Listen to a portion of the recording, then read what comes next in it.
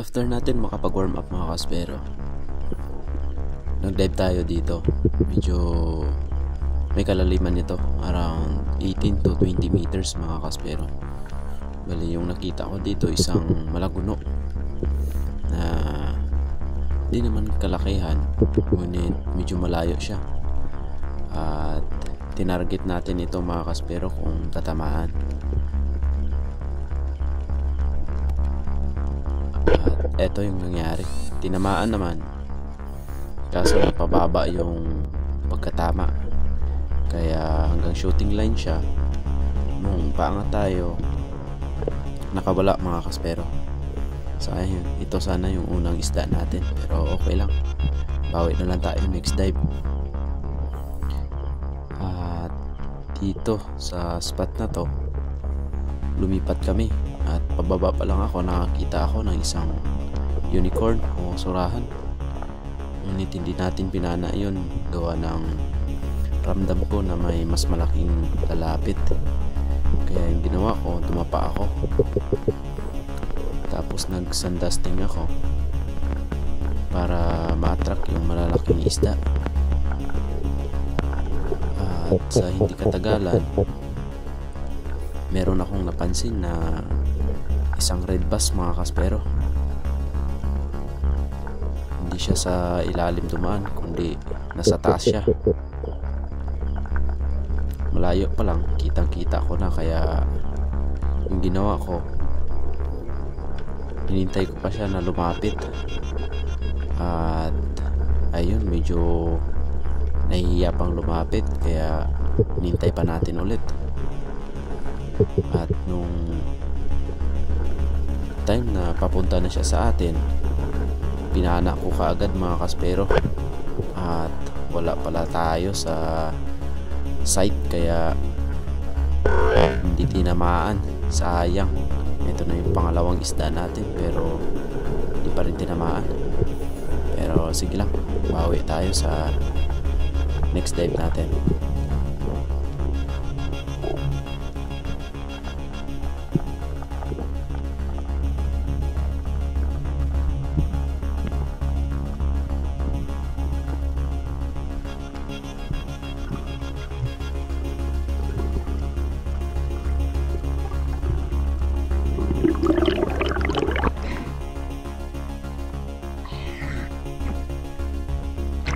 Lumangoy ako ng mga 15 meters away doon sa pinagpanaan natin ng red bass. At baka makakita ulit tayo dito ng isang red bass. Susureball na natin na tatamaan. Kaya dito dumapa ako, nagtago ako sa bato. At meron akong nakitang isang surgeon na malaki. Ngunit sa malayo na part, ayun, nandyan na naman yung red bass. Kaya nagtago pa ako ng konti para hindi niya tayo mahalata. Tapos kinuskos ko yung bato para mas lumapit pa siya. At eto, big chance na na tatamaan talaga natin ng solid. Kaya eto yung nangyari, tinamaan sa gitna mga kaspero.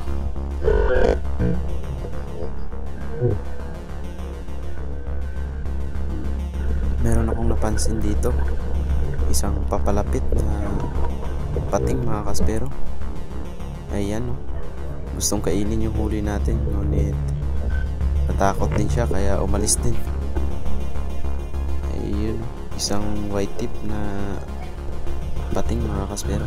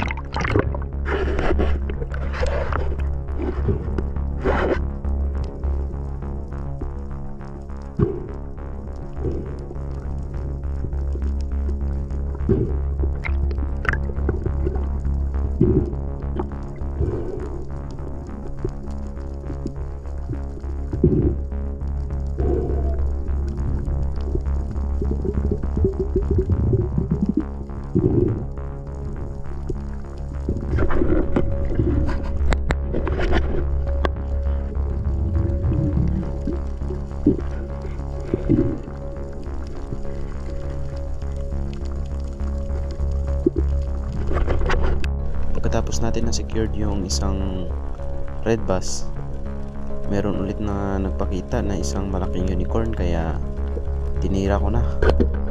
Goods na ito, pang ihaw. Mataba tong isda na ito, kaya alam niyo na yung mangyayari dito. Ihaw na to pag uwi.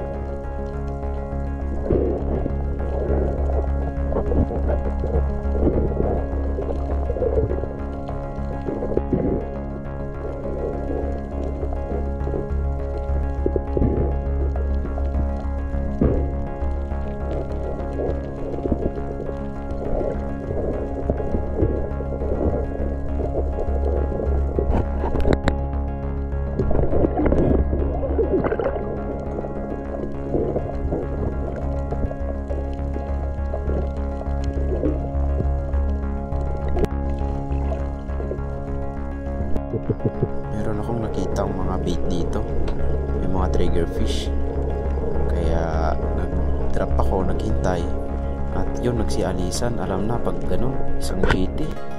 Ayun, ang bilis niya mga kaspero.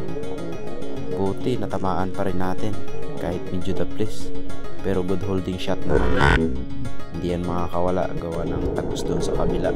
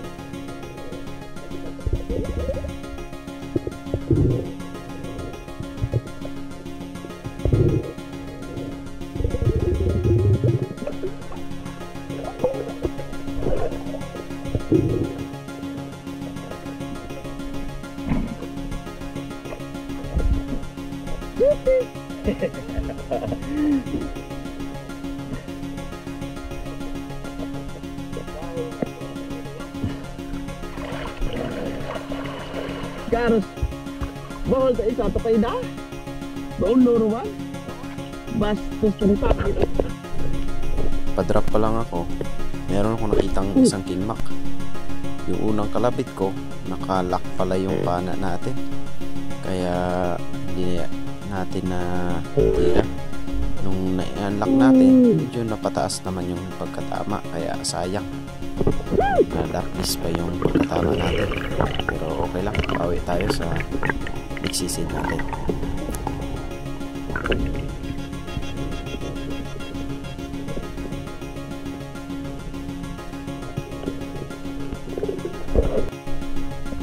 Dito, last drop na natin at uwi na tayo, gawa ng mag-alas 5 na ng hapon. Dahil itong spot na ito, lagi ako nakakita dito ng malaking tanigi. Dahil sa napakaraming mga bait fish doon sa unahan natin. Hindi naman makikita sa camera pero marami yan. Nung nakaraan, nakikita ko dito ng kingmak, na-excite tayo. Kinalabit agad natin yung trigger, hindi tinamaan. Kaya ngayon, naghintay ako ng medyo matagal dito, baka may lumapit. At yun nga, meron akong napansin na papalapit sa atin, isang malaking tanigi. Kaya susureball na natin to para walang kawala mga kaspero. Ayun, bumalagbag, kaya gitnang gitna yung pagkatama natin dito sa kingmakaran. At ang ganda ng last na huli natin na isda, isang malaking tanigi mga kaspero. Medyo natamaan yung spine niya, kaya halos hindi pa siya makahila ng ating tali. At ito yung last fish of the day natin.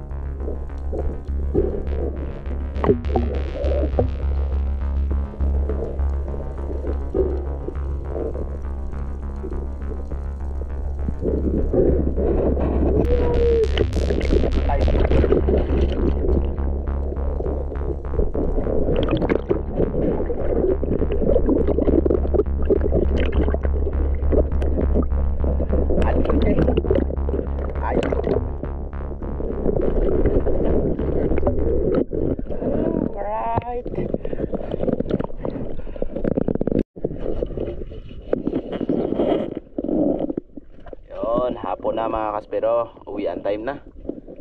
At syempre ito yung mga nahuli natin. Tingnan nga natin. Oh, kingmak. Ayan, Small fish. bali 3 pirasong kingmak, 3 rin yung GT mga kaspero, isang red bass.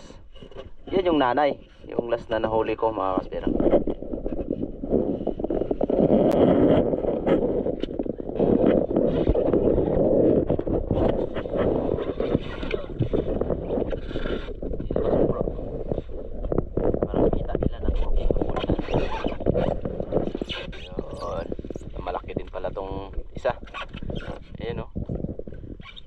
Yung pinagkuha nila. Wala nang ano lang. Green siya. Green siya. Sa akin lang namang nag-iba, yung pinakamalaki. Talaga. Size na rin, oh.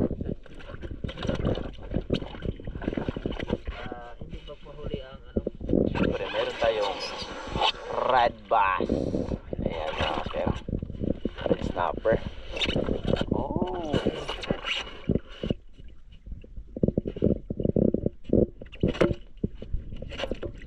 Diyan lang bro. Okay na yan. Ayan. Yung mga GT natin sa ilalim. Ayan. Okay na yan.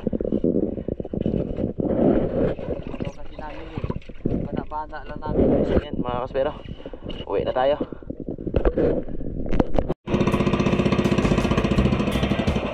Ayan na sila Master X, si Master Raji, tsaka si Master Dodoy. Ayan.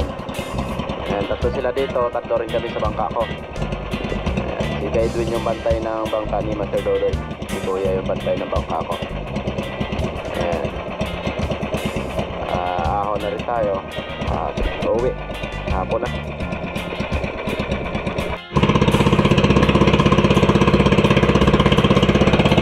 Ang ganda ng sunset mga kaspero, oh.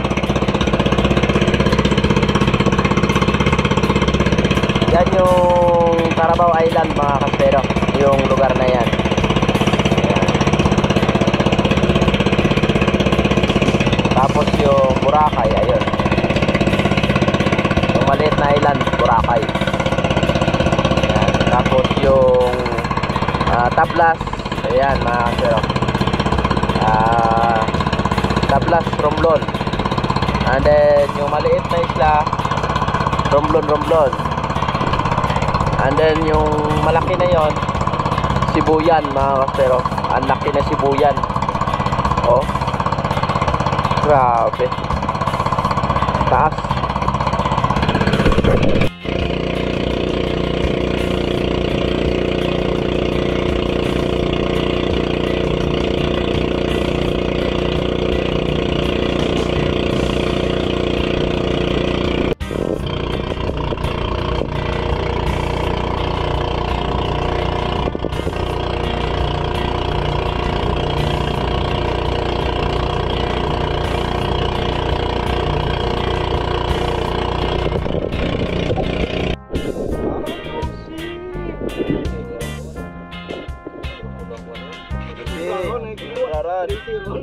Oh, pulang-pulang oh, pulang-pulang 13 kilos.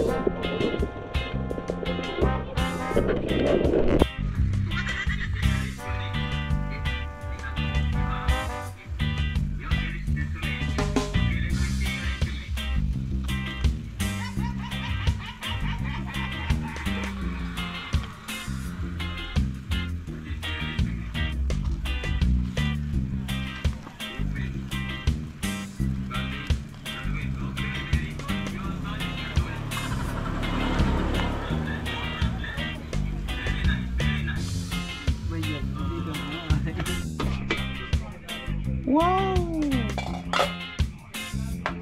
Ulo ng King Mac ito mga kaspero. May gulay. Ang dami ng